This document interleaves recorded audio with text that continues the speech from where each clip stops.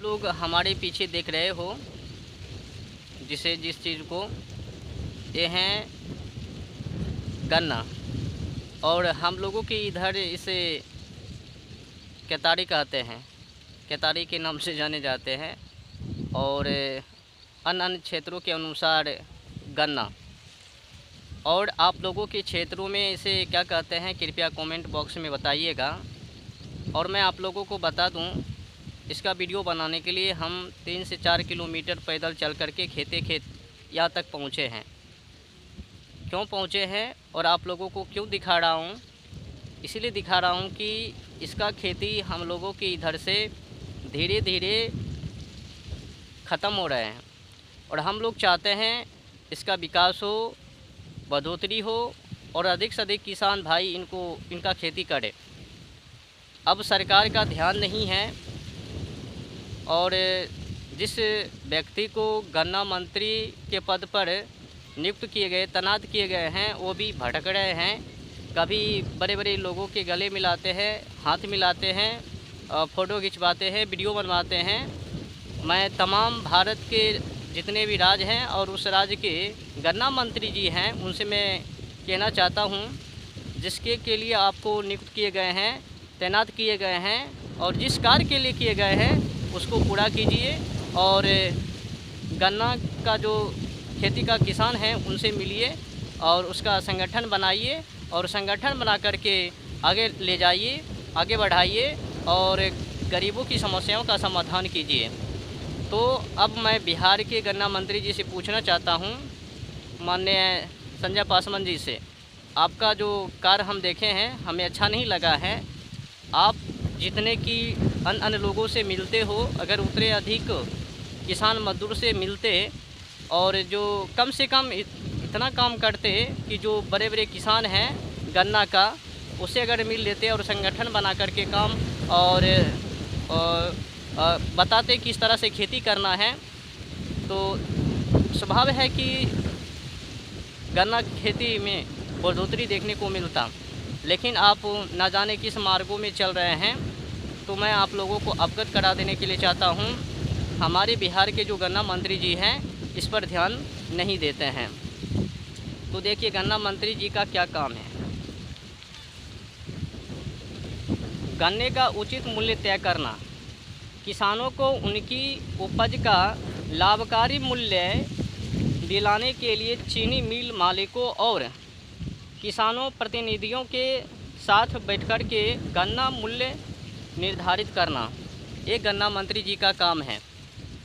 और दूसरे जो काम है, भुगतान सुनिश्चित करना, किसानों को चीनी मिलों द्वारा गन्ना आपूर्ति का समय पर भुगतान, बकाया राशि का निपटाना दिलाना सुनिश्चित करना,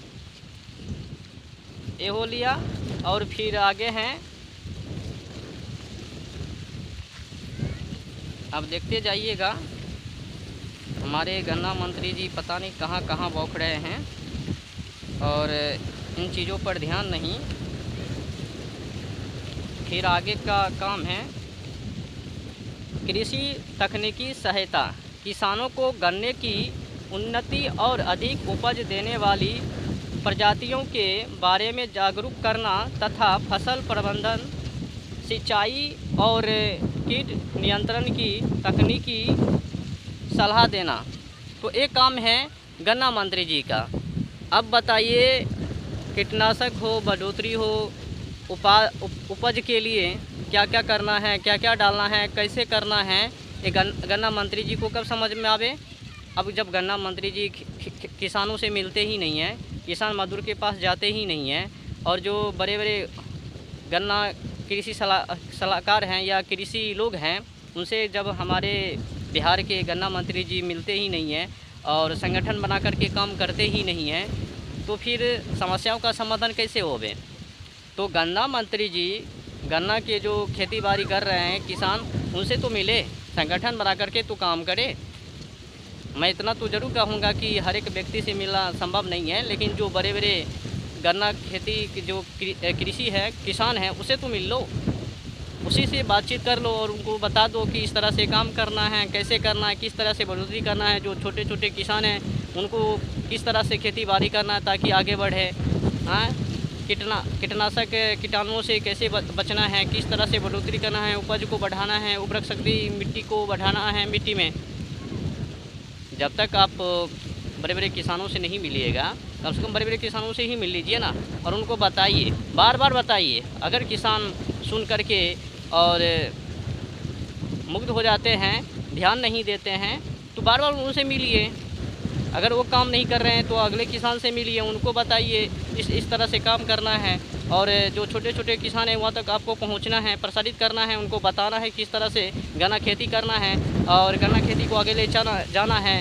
और आपका ये भी काम है, जो भी चीनी का मिल वो बंद है उनको खुलवाना है, संचालित करना है। और जो चीनी मिल मालिक हैं उनको भी तनख्वाह समय समय पर देना है, और जो किसान हैं उनको भी समय समय पर तनख्वाह देना है, दिलवाना है, सुनिश्चित करना है।